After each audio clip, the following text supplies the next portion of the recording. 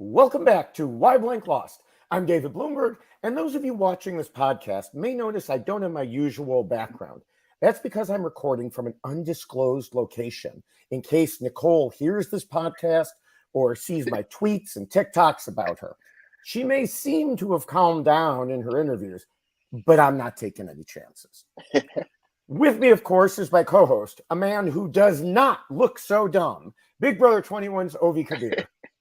Well, I wish I got the memo because I am situated in my same apartment, so they know where to find me at this point. So yeah, well, I thought you were going to hide in another city, and then you got stuck, and so yeah, it's been this. I mean, usually, David, when I say this is like the highlight of my night talking to you, tonight I can actually say that tonight this is the highlight of because today has just been a crazy day. But regardless of that, I am super excited to talk about why this person went home. Yes.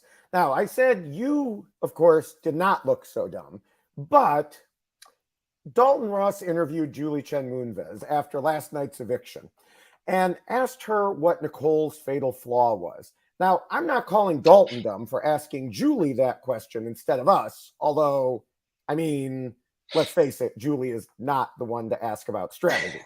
But she showed that by answering that it was because Nicole got too close to Daniel and let him and his emotions take over the game. Really, Julie? That's your answer? No, that was not it. I feel like we're having, honestly, aside from the rules, we need to have a segment. What did Julie say? You know, because I think every single week almost we've been saying what is in an interview or something that she's been saying about the gameplay or the lack of strategy going on. It just is kind of out of touch with what's going on. Completely. Yeah. You know, we can't just blame Daniel for what Nicole did wrong.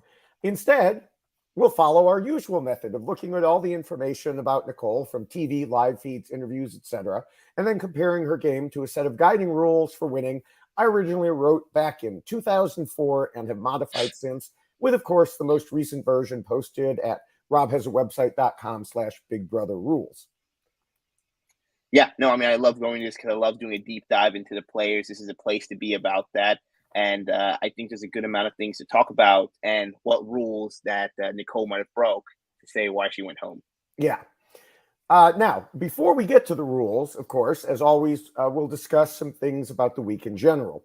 I have to say that since this week was so focused on Nicole and her partner in crime, Daniel, even here, most of what I have to say is about them. So, for example, this doesn't fit in any particular rule, but one thing I found amusing was how Nicole always claimed to know what was happening after it had already happened. Like we saw her stunned face at the Amira blindside, which I imitated, much to the delight of podcast listeners. But then, like immediately afterwards, we saw that she and Daniel told each other they knew something was up. Yeah, that was definitely the face of someone who knew something was up. Yeah, I think some folks, especially when you come out of the Big Brother house, you'll have rose-tinted glasses, and it's easier to say, or while an event happens, say you already knew it. I will say, though, if we're going to talk about any other things that did happen in the house this week, we finally saw the start of a showmance. Yes, Joseph and the door. Oh, that's not the one you're talking about. Honestly, I've seen so many GIFs and I've seen so many videos and so plays. I don't ever want to see that image again. I mean, Joseph is a beautiful man. I will give him all credit to that. And that is a beautiful door. It's a beautiful door. So it's a match made in heaven. And if anything, I fancy that showmance versus the other less interesting showmance going on in the house currently. Yeah.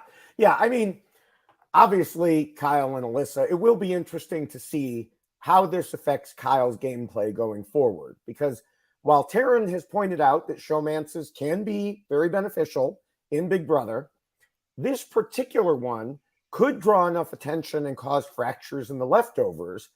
So we're going to have to keep an eye on that. Exactly. We might, we're going to put a pin in that because we might return to this in a conversation about another house guest goes homes down the line. Right. All right. Now, there was one more, before I get to the rules, one more Nicole thing, pre-rules. that I wanted to mention, and that was that how she talked about having been trained to determine when someone is lying to her, and even went so far as to add that she should teach a class in lie detecting. Yet there were so many times when we saw that was absolutely not the case. In one perfect example, right after she said that, she went straight into a conversation with Kyle where he was lying the entire time and she bought it completely. Now, for her part, in the Us magazine interview, she acknowledged her failures in that regard, said she was going to be made fun of by her old friends on the force, but it was just another part of her ego in the game. Yeah, I think and we'll get to it talking about the Right. interview she did have, but I think that her self-awareness now outside the house might be a lot more than her self-awareness in the house, where I think some of these players honestly deserve an Oscars, maybe a Grammy, something like that, because they were fooling both her and Daniel left and right. I think it was so impressive, just the fact that her closest ally was the one who essentially took the shot at her jugular without even realizing, Oh, sending yeah. her packing home. Yeah. All right. Well, before we get to that, you had already mentioned the showmance. Is there anything else you want to discuss before we get to the rules? Like you said, I think this week was very Daniel / Nicole-esque. I think we might have had, I don't know if they showed it yet, a stealing of Jasmine's muffin gate, Oh, from my yes. understanding. They have not shown that yet. Okay. I'm hoping they show it Sunday night. Okay. So hold that for next week, y'all. Who's watching this? Who wants to know more about Muffin Gate? Well, and yes, and actually, I will be on I will be coming out of my bunker to be on the Sunday night RHAP recap. So I may be able to discuss it even then. Wonderful, wonderful. So, but before we get to the rules, I do want to mention that the Survivor version comes in a shorter and much more colorful form. And you can get that as a poster at robhasawebsite.com/yxlostfeed. You can go to find the link. Just go to this and click on it. You can also get it as a t-shirt. You can also get a checklist version of the t-shirt. And you can also get a version of the mug. The mug did not make it with me to my secret bunker. So hopefully Nicole doesn't get that as, maybe trying to track me down. But again, you can get all that at robhasawebsite.com/yxlostfeed. Love that. Love that. All right. So what can we say about Nicole? We already discussed, we're going to find out. We already discussed how she was always certain she was right and believed she was a human lie detector. In one interview, she said she was out of the house because she let other people's feelings cloud her better judgment. But was that really the reason? She said on the live feeds while still in the house, if my loyalty, integrity, and grace gets me kicked out of this game, then I'm not made for Big Brother. I can give a little spoiler right here and let everyone know that her loyalty, integrity, and grace will not be a part of the reasons we discuss as we figure out why Nicole lost. Exactly. I can say she has not given us less ammo to talk about. She's given us ample enough material. Yes. All right, we're going to do things a little differently this week and mix up the order of the rules a bit because we really can't even talk about Nicole's scheming until we understand her other behavior and how that impacted everything about her game. So we're going to start with the fourth rule, which tells players not to let their emotions control them. Now, there have been a number of people already this season who have just certainly allowed their emotions to take control. A lot of that has been focused on behavior and actions against Taylor, and that was certainly the case for Nicole. In her interviews, she claimed to take responsibility for what she said, but she also found ways to deflect at least somewhat. For example, she told Mike Bloom, there are emotions flying all around. There are other people's opinions coming my way, and I'm turning them into my own. Well, we've previously discussed how something like this can happen where someone else's opinions, impact your own, but it's something that people need to guard against. And you can't just blame other people. Exactly. I mean, I think you have to be responsible and accountable for your actions in the house. You can't blame for saying other people led you astray.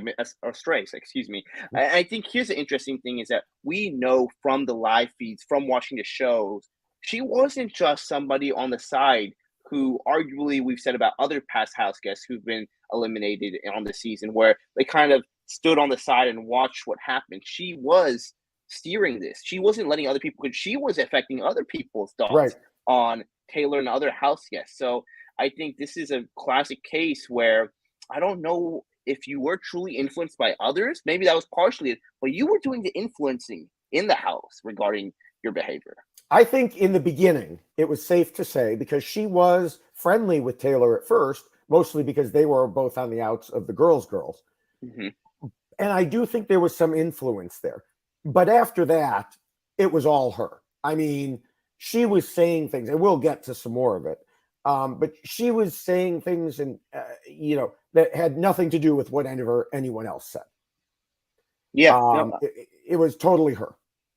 Yeah, I agree. I think you have that first week where you have Paloma there, who was probably the lead pusher of a lot of the narrative on there, and Nicole kind of jumped on board there. But going into week 2, week 3, we did see her and Daniel really be kind of 1-2 steps between each other when they were the ones pushing the gavel against Taylor, and just the entire attitude around the house. Yeah. I mean, it is truly amazing how delusional Nicole and Daniel were. They believed they were the heroes and Taylor was the villain. They talked about how Chada and Tiffany from last season would love them. No. They talked about Taylor being a bully while they were the good people. Nicole even said she couldn't stand seeing on previous seasons, couldn't stand seeing some a-hole being a dick to women. She wanted to ensure the tone from last season continued, and that negativity on prior seasons was hard to watch. And, things like a man coming at a woman disrespectfully. She didn't even understand how it could be televised. She said all of this without a trace of irony or understanding of what was going on. Exactly. I just think what we saw also were just she didn't let gameplay steer her mission, her strategy in the game. And that's why we're talking about this rule first, because it sets up these other rules and makes sense knowing this part first, because it wasn't game in her play to kind of push so hard against Taylor. It wasn't game in her play to kind of focus on some of the other guys instead of Taylor first. Her whole mission was to get her. And I think that after Taylor didn't go home after that first week, Paloma ultimately sent herself home. I think Nicole attributed that to Taylor in some shape or form. And more than that, it made it her mission, her only goal, not to just win Big Brother, but mostly to get Taylor out. It seemed like she didn't feel like she could play her own game for whatever reason while Taylor was in that house. Yeah. This was even before they were linked. Yeah. I mean, she just let her emotions take over completely. And it wasn't even, it was a variety of situations, like after Amira was voted out, she ranted several times to different people about how they didn't even let her say goodbye to her best friend. Another time last week, Terrence wanted to ask Nicole a question about Joe cooking some lamb, and she blew up saying, "I ain't no one's bitch." And, he could figure it out himself. Now, they eventually clarified that situation, but it was still this snap, angry reaction and no way to earn friends in the Big Brother house. Yeah, I just think ultimately she, for whatever reason, had some feelings, whether it was going into house, they came out while she was in the house, but these feelings that manifested in herself, that was from her emotions and really dictated every action she took in the house. There was no way to kind of look on a game theory aspect and say, what you're doing is good for your game, Nicole. Whether it was also really truly showing off her allegiance to Daniel, made of hating on somebody else. There were just so many missteps in her gameplay that really, I think, stemmed from that first initial 1-2 weeks that's manifested into third week, that went to the fourth week, and ultimately saw that she, even though she does take accountability, I will say in some shape or form now after in the interviews, and we'll kind of get to that a little bit more, but she was the one influencing the house and influenced herself, I feel Right. like, more than anybody else. Right. Right. And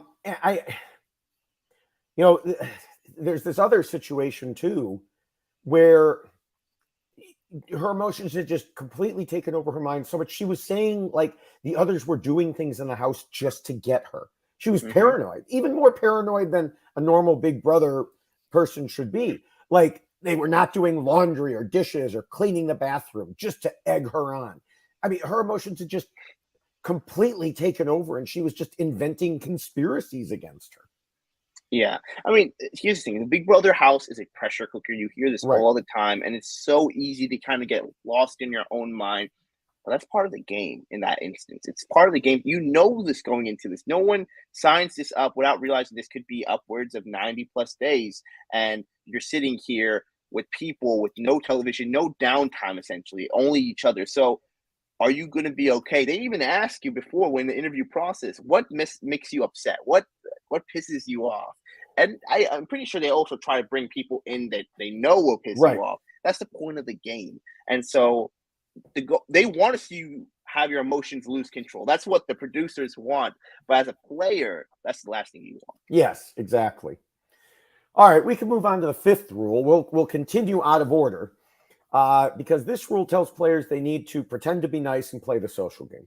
Now, last week I said Amira was not the worst offender when it came to how Taylor was being treated, but this week, well, we have half of the worst offender duo. Um, there have been so many examples that there's no way we can go through all of them. But let's take a look at some of her biggest hits. And I'll start with on TV. We saw Daniel accuse Taylor of causing Paloma to leave. And you mentioned that. But before then, Nicole was in on that same line of BS, specifically blaming Taylor and saying that Taylor didn't understand the gravity of what she did. You know, Paloma apologized to Taylor, but Taylor was the problem. And Taylor stole the moment with her dramatic crying. And then, even after Daniel attacked Taylor for daring to be nice to Nicole, Nicole's apology, and that the big air quotes there for people who are just listening, was her telling Taylor to watch her words. So, just all of this goes in on her behavior directed right at Taylor. Yeah, I think here's the thing. I think people are going to watch this and always be. There's going to be some viewers who are listening, watching this, and saying, "Why are we talking about Taylor so much in all these weeks? Why are we talking about what? Why can't we talk about the game?" But this is the game, and Right. the unfortunate part. And I'm hoping down the line we won't even have to mention Taylor until her time comes or she has a big move. But Nicole's game was sunk, but because she was hell bent on this mission Yes. on Taylor, we didn't see any, which I don't want to skip the rules. We didn't see any flexibility, and so she People might not have noticed she that. had. Yeah. That's the thing. I think, like you said perfectly, we saw Nicole just not able to figure something out. I'll let you take it because I think I'm moving towards to flexibility too much. You Okay. finish up Okay. this Yeah. rule, but Let me give another example. Last week, Nicole was complaining to Jasmine and Indy about the way Taylor was walking around. Another time, she talked about Taylor flaunting her beep all over. Sorry, I don't have a bleep button like Taryn and Rob do, so my bleep will have to do there. Nicole and Daniel somehow treated Taylor like crap, but then they didn't recognize they were the ones being talked about as having done so. And then they would later talk to each other and laugh about it. And, in another similar vein, Nicole liked to complain about other people, such as Taylor and Brittany, supposedly making everything about them. But of course, Taylor was the one who always made it about her. We saw her complaining to Amira that it sucked for Nicole that Amira was nominated. And then later going on to anyone who would listen about not getting to say goodbye to her. And so there was this massive, massive hypocritical streak within her failure to have a decent social game. No, exactly. I think she was unable to went from her emotions to any feeling she had to not be nice to some of these folks when that's the point of the game. You just need a fake. And she talks about like, I'm going to be real. I'm going to be a straight shooter in this game. There's a difference between being real and also you can be courteous, respectful to people. You don't have to agree about it. And you can also mistrust somebody without making it such a huge thing within the house, making it Mhm. known. If you tell every other person that you hate this house guest, it's going to get back to that house guest, and even more so, I feel like the idea of flaunting that this lack of nice. It's not just being pretending not to be nice, but flaunting that you engage in it makes you feel so good about doing that, and you show that to other house guests. Other house guests are going to get turned away. It doesn't matter how bad a person is, but if Right. you're consistently being mean to somebody or not even trying to be nice in social settings to them, you're going to start turning off other people because eventually, say Taylor was a horrible person regardless, and maybe well, she isn't, but if she was, and eventually she just tones it down, other people are eventually going to become sympathetic to them because you're locked with only so many people and you just find a way to coexist. Right. If there's one house guest who won't pretend to coexist, they become a target. Yeah. Yeah. Exactly. Now, now that she's out of the house, Nicole is already on her apology tour. But even then, as I referenced earlier, she still didn't just own up to it without excuses. As another example, she told Mike Bloom, "I know that a lot of the things that I said were not nice, and I can say that a lot of it was strategic. This is the Big Brother house. This is the game." And she also said, "I was making decisions to use her as a shield for strategy and try to keep myself safe by using somebody who wasn't liked in the house. And I take responsibility for that."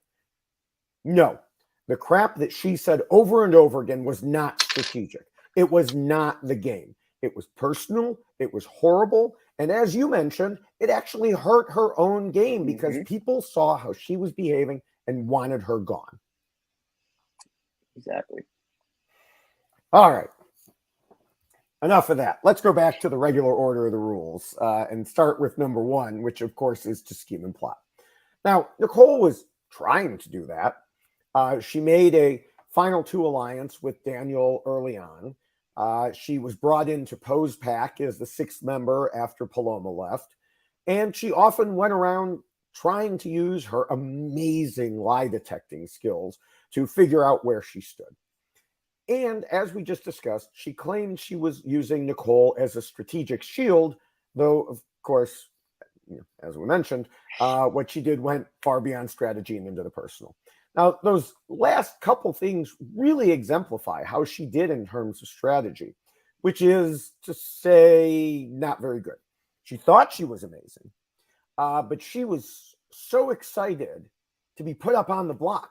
That's how amazing she was. But her skills definitely didn't live up to her beliefs there. No, I mean, I think we're seeing, unfortunately, I don't know what rule book these house guests read before they enter the house, but it must have said jump on the block and it's a great move. We haven't heard big moves. We haven't even heard I need to build a resume very much. We've heard people saying Well, I need to Pooch jump said on the that. block. Oh, Pooch said, "I yeah. need to build a resume." It's like, dude, you're out of a job. There's no resume. And I just think it's so frustrating when it's not even scheming and plotting. Like there's a way, there's bad scheming and good scheming, right? Hers was neither because it was a lack of it because the scheming she had was dependent on other players. Nothing, she had no autonomy in her own game, and that's how I truly feel. And that's the frustrating part, whether it was her emotions getting a control of her doing something bad scheming, her doing an actual move to create, she's feeling she's in an alliance but not checking in with the members of those alliance. So Mm-hmm. she just it was give me something, give me something. You were there for 4 weeks and your main strategy was using Taylor as a shield because she was unliked, but you're the one who made her unliked in the Yeah. first place. So it doesn't, what is this wheel that's pushing? It felt like a wheel just going over and over again but stuck in the mud. It didn't go forward, it didn't go backward, and just the game caught up to her. Yeah. Yeah. Another perfect example of what you just brought up that I had forgotten about is the not checking in, not, she had this brilliant plan near the end. She was going to show how untrustworthy Turner was by telling Turner that her target, if she were HOH, was going to be, or maybe it was Monty. I don't remember. One of the guys. Sorry. Yeah, I think it was Monty, now that I think about it. But anyway, telling one of the guys that she would target Jasmine and Alyssa and Indy. And then word got back to them because, of course, they told her. And she's like, aha, that was my plan. But she forgot to tell Jasmine, Indy, and Alyssa that this was happening. So they heard it first from the guys. It felt like she was playing a game on lag. Like her whole game was lagging. You say something here and then it shows. And that was an issue with her. She was doing things and then going back retroactively and telling people about the plans, like this was my plan. And that's just not how it works. And I think it was in the interview with Mike Bloom on Parade, where she's doing a word association with each player. And I think it came down to Brittany, if I remember correctly, whether it was a word association or Samantha. She said, I don't really have much to say because we really never talk game in the house. It was Brittany. It was Brittany. Yeah. And I just thought, this is week 4. You're going into 30 days into the house at this point right there. And also, this was another girl you thought you might be able to work with potentially. How have you not talked game with the person? And especially when your back is against the wall, you have to find every angle there. And so... And that's the crazy thing, is that I feel like Brittany never had a huge grudge against Nicole. Nicole didn't have a grudge against her. There wasn't really a true animosity there. There was just a bridge never made. And for that, that's on Nicole for never trying to even start a bridge. Right. All right, we can go to the second rule, which tells players not to scheme and plot too much and to keep their scheming secret. Now, Nicole had the perfect opportunity to be safe this week, and said on the live feeds that she hoped she wasn't going to pooch herself. And other people have used that phrase as well. But that's essentially what she did. She could have been safe. The HOH and the Majority Alliance wanted to keep her safe. But then she and Daniel overthought the whole situation, flipped everything on its head to get her voted out. When we discussed this rule for pooch 2 weeks ago, we noted that volunteering to be a pawn for no reason when you're completely safe is definitely scheming and plotting too much. It's definitely, and this is the crazy part of it, is that I felt like she didn't truly scheme enough with other people at her time. And in this last week, she decided to go overboard. But with the scheming, she didn't think to talk to other players. She thought to talk about to the mastermind, the Dan Gleesling of the season, of Daniel. She talked to him. Clearly the best Big Brother Dan. Yes. Ever. The most brilliant. Number one. Brilliant. Yes. And they devised a way to try outsmarting everyone. And I think here's the thing, is that if you're cast for this show, you have to, you are not going to be the smartest person on the show usually, or you're not going to be that much smarter. I think this idea that people think, I am outsmarting everyone. The anomaly of that chance is very small. That's very small. So you have to think that maybe there's actually a reason. There's actually a reason we're doing this, because she didn't trust Monty whatsoever. And she says that in her interviews, that was partially her downfall, where anything he said, which was basically truthful to her, she just didn't trust. And so then she decided to scheme too hard and say, you know what, put me on the block to get Taylor out, who Taylor is not really pushing the agenda one way or the other. She'd be happy with, but she has never been in the gavel point where she can push it. It's other people asking Taylor, how do you feel? She's like, okay. And honestly, if you ask Taylor, do you want to go on the block to get Nicole out? She'd probably say, I'd rather not be on the block at all. She was happy to not be on the block. So your goal now is to put yourself on the block, get somebody out who doesn't care about you going home and could partially work with you if you talk to her. And instead of bringing this plan up to her, anybody else, you go to Daniel, who has no power whatsoever other than winning the veto, and the only way you could stay safe. Yeah.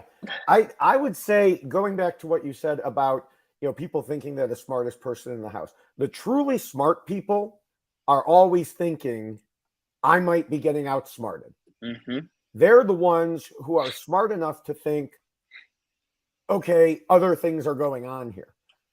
The ones who think they're outsmarting everyone, in general, not that smart. You know, I'm sure I'm sure people could come up with counter examples, but you know, I think the smarter you are, the more self-aware you are also. Mm-hmm. So I would agree. I think any of the players this week, I mean, each of the players, I mean, I think Amir is great, like saying, I thought this game was going to be harder than this. And boom, she's home. Nicole thinking she's the smartest player in this house. All these people are dumb. She goes home. I think it's a trend. The moment you think that you're on top of the world, you're probably not. Yeah, I mean, they all, you know, Nicole and Daniel were like, everybody else is a bunch of clowns for thinking they can get away with this. It's like, who's wearing the face paint now, you know? Exactly. So, all right, we can move on to the third rule, which talks about the need to be flexible. And you got into this a little bit, but I don't know where you were going with this, because I think it's clear Nicole was totally flexible. She was already, you know, always willing to consider different options, never focused too singularly on one person, right? I mean, just the most flexible person in the world. I agree. If she taught a yoga class, I would go to it, because it would I wouldn't have to move. It would just be laying on the floor, because plank position. That would be plank position. I don't think I've ever seen a player, and that's crazy to say on this season, because I feel like we've had a lot of players similar to this, but I haven't seen a player who has been that dedicated to tanking their game to try getting somebody out. And at this point, also, you should know, you saw every player go home trying to get Nicole, or not to get Taylor out. Maybe you should be like, you know what? Superstition, regardless of what, maybe I'll let somebody else try to sink the ship to get her home. I don't need, because everyone going against her is not coming back into the house. Yeah, I mean, that's exactly it. You know, I hadn't thought of it that way, but they just kept piling on. It's like Paloma wants to get her out. She self-evicts or medically evacuate, whatever. Pooch wants to get her out to avenge Paloma. Gone. Amira wants to, gone. You know, Nicole to avenge everybody who came before. Gone. It's like, what are you people not getting here? You know, it always came back for Nicole to everything being Taylor's fault. She even said a few days ago that it came down to the guys having a woman who was willing to work against the other women. Hello, why do you think Taylor was working against you? Because you and Daniel and others like you were targeting and bullying Taylor the whole time. Why would she want to work with you?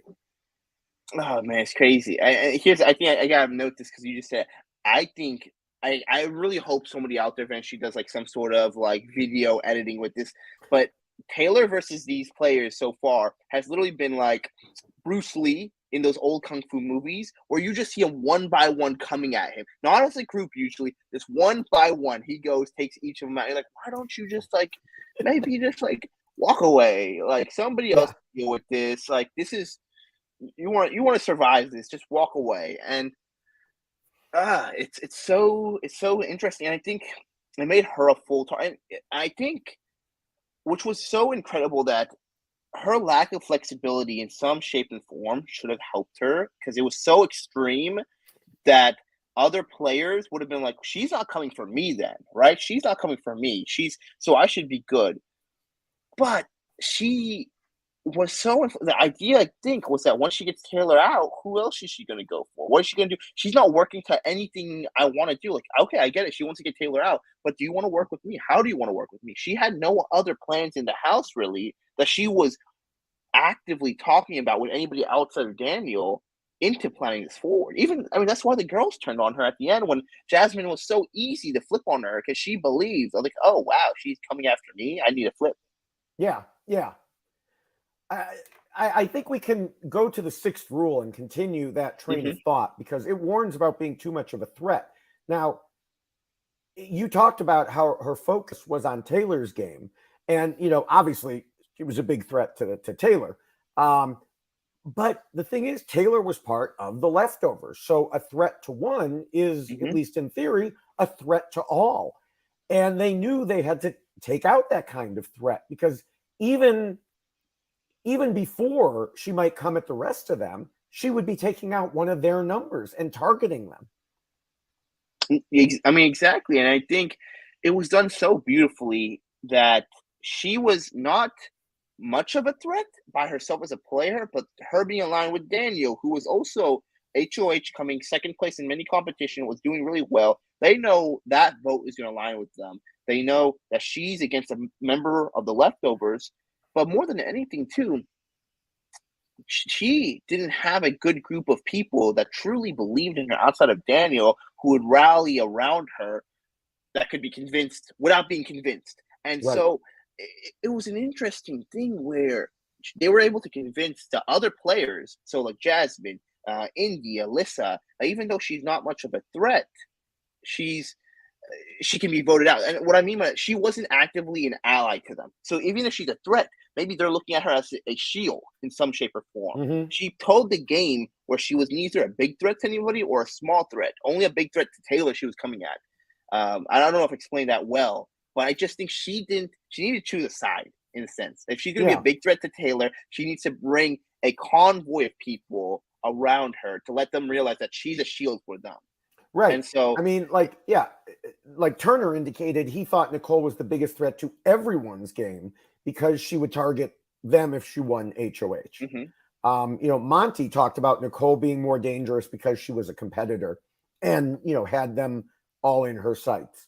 And we saw it. Yeah. You mentioned Daniel being in comps, and she was close in comps. And mm-hmm. of course, she claimed that she could have won others. So, when you have someone who could theoretically win and also wants to aim right at you, even beyond her singular focus on Taylor, mm-hmm. The rest of them are all possible targets as well. Exactly. I agree. Yeah. I mean, and I think the last thing too with it is that with this twist, when you're combined mm-hmm. like that, it adds a second factor to it, because in one way it lessens her strength or threat level because she's next to Taylor essentially. So she's on there. They're not too worried. If she wins, Right. Taylor is there with them. But also it hurt her incredibly when she's on the block, because if Taylor goes home, who is she going after again? Who Right. is she going to be hounding on, like Turner mentioned? So this twist is a really interesting twist, because I think it's specifically with number 6 is people's threat level has changed now with this connection. It's not just one person you have to worry about, it's 2 people and their dynamic. Right. All right. Well, the 7th rule says to trust almost nobody. And the funny thing is, as we discussed, Nicole and Daniel didn't trust many other people. They didn't trust Monty, which is why Daniel used the veto when Monty said not to.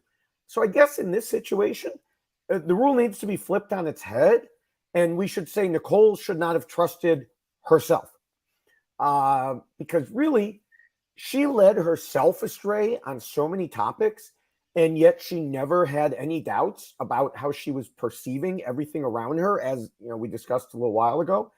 It just gave her this extreme egotistical self-confidence. Yeah, I think that change the rule. Just don't trust Daniel.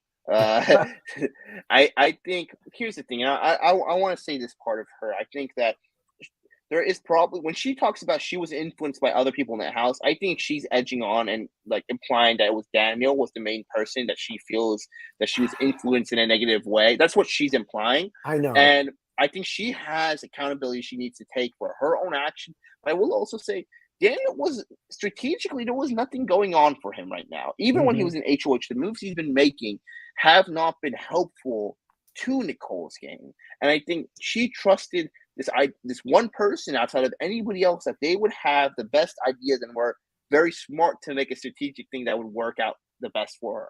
And it just wasn't the case. That even if she didn't trust Daniel, she could have at least been like, actually, I don't want to go on the block. I don't. But she trusted Daniel so much that she had this mapped out in her head, because she couldn't win the veto. She didn't win the veto. It wasn't in her power. And yeah, it's just so frustrating in that sense that, like you said, she didn't trust Monty when he was telling the truth. But if she just didn't also have that same trust for Daniel, it would have been after getting duped multiple times, getting duped. Yeah, I mean, the thing is, she says, well, I was influenced by others. And if Daniel's one of the others, she was influencing him at least as much. She was egging him on. They would egg each other on. She's a bad person. She's a, they would. So, no, I'm sorry. It was not a one-way influence there. Not in any way, shape, or form. It wasn't one way. It wasn't one way. Right. I mean, they've been the demise for one another. And who knows? I mean, it could have been the same way. But if one of the other person wasn't in the house, would they have gone in this bad? Because here's the thing, is bad behavior exponentially multiplies when you have a partner in crime to throw these things. You feel vindicated. You feel validated in your behavior that you are the heroes. You are not the villain, because how can we both be the villain? Right. So, and this does lead to one thing. It doesn't really fall in this rule, but before we wrap up, one thing that she talked about in her exit interviews was she said, well, I'm now being told that I misinterpreted what Taylor was saying to me, which led to that big blow up. I'm going to have to go back and watch that. But the thing is, when someone tried to influence her and explain that to her, we talked about Amira last week, saying to her, hey, I was in the room. I don't think that's what she meant.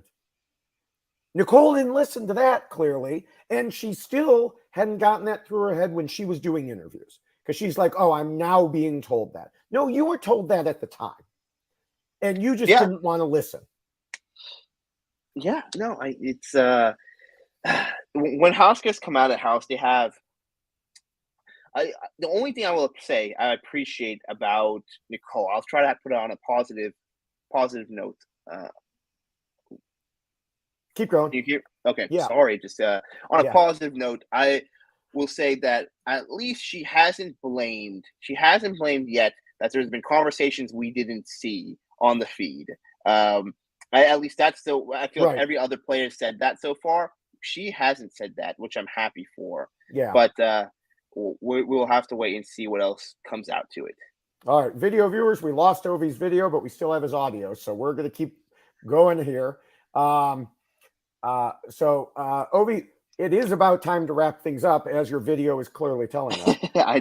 So what are your final thoughts about Nicole? My final thoughts on Nicole.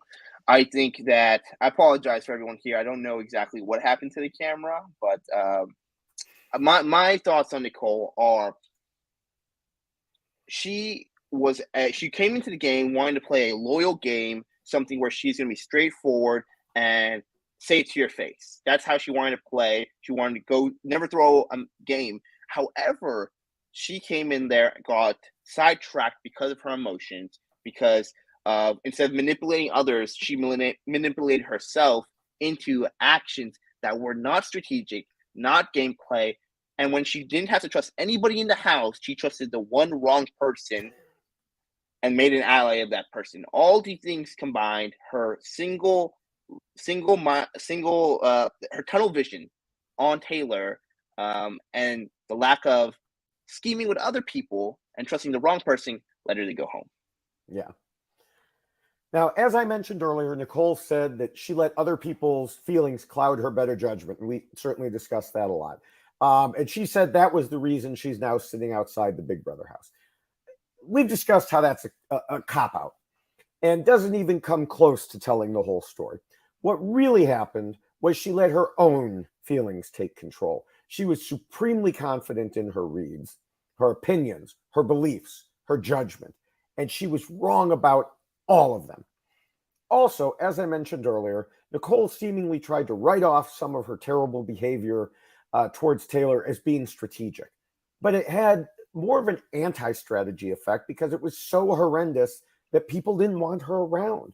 The leftovers formed in part because of how she and others were treating Taylor. She was specifically targeted early for the same reason. Sure, there was a moment when the alliance decided it was safer to keep her, but that just made things even more ridiculous when Daniel insisted on doing something that would result in her nomination and eviction because they were so certain that they had everything figured out. when someone lets their emotions run away and plays such a horrible social game that other people don't even want them around anymore, it essentially kills off any possible strategic game they have. And Nicole didn't have that either because of her delusions of grandeur in that area. Out of all the rules, she was basically left with nothing. And that is why Nicole lost. And at the same time, we have gained Ovi's video back. For a while there, I thought I was looking at you through rose-colored glasses.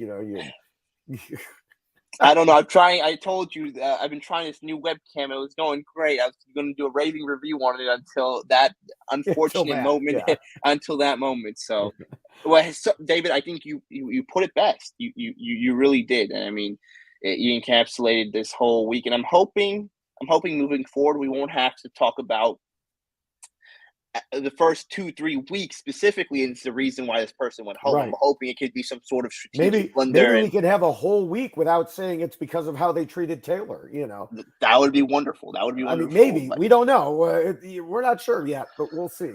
We'll have to see. So, all right. Well, before we continue and wrap things up here, let me remind everyone that the rules we just discussed are available in poster and t-shirt form and t-shirt checklist form and of course mug form and anything you want. Just go to robhasawebsite.com/yxlostfeed. And also don't forget that both of us are very active on several different social media platforms where we discuss Big Brother and a number of other topics. On Twitter, I am at the OV Kabir. At OV Kabir was taken, so I had to add the. And David is at David Bloomberg. We're also both on TikTok, where I am Basmati Boy, and David is David_Bloomberg. Lately, David has been posting an average of 2 videos each day, including 1 to 2 minutes mini why blank loss for Survivor South Africa, which I just have started and I love them. So, David, thank you so much for those because it helps me kind of figure out why this person went home. And also, he's been putting out plenty of other Big Brother videos. So, and finally, we are both on Instagram too. David is at David E. Bloomberg. There, he copies his TikTok videos over there about a day later in case you want to watch those on that platform as well. And I am at OV Kabir on Instagram, where I post about myself, my corgi, and most recently I talk a lot about Big Brother on my stories. So if you are interested in talking to me about them or DMing me, just send me something. We always reply them on my stories. And more than anything, we're going to be sharing this on all our social platforms, whether it's Twitter, Instagram. So let us know in the comments where you're coming from and where you want to see us post a little bit more. Yeah.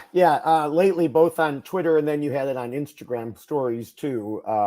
I saw you came up with a name for a band. So we'll let people dive into that. That'll be your new cover band. Exactly. I got myself into what I say the BB24 trenches, where there's a little controversy. Everyone loves to talk about it. So feel free to head over to Twitter and see your thoughts on it. But my new band, which I'm actually bringing David into, is going to be Ovi and the Woke Mob. Yes. So David's playing, I guess, guitar, drums, whatever you want to. And so, I'll play air guitar. Yes. Air guitar. We're recruiting. So if anybody wants to be in the band, just let us know. So album cover to come. Yes. All right. I want to encourage people to check out the RHAP patron program at robhasawebsite.com/patron. You can get access to 2 special patron-only Big Brother podcasts, early live access to former player interviews, and more. And when Rob isn't talking directly to everyone, there are the Facebook groups and Discord with a great community of people where you could talk about Big Brother, Survivor, life in general. You can support shows like this one and everything on the network by becoming a patron at robhasawebsite.com/patron, or just click on the link at our robhasawebsite.com/yxlostfeed page. Make sure you're also subscribed to all the RHAP podcasts by going, again, to our YX Lost feed page. You'll find great content like the daily live feed updates, the Big Brother Stock Watch, and much more. Another podcast you should definitely look into is the Love Island Wrap Up with Kirsten and Scally. Love Island USA has moved to Peacock and is totally uncensored, and so is the podcast. Scally and Kirsten break down the drama, the twists, the relationships, and the breakups every Tuesday and Friday. You can subscribe at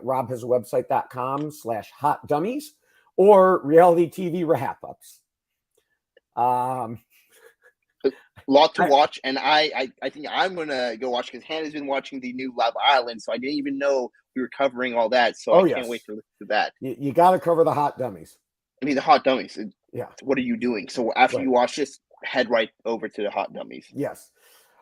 Thanks to Scott St. Pierre for the editing done on this podcast, and to Will for America for the theme song. Thanks, of course, to you, Ovi, for once again joining me. We're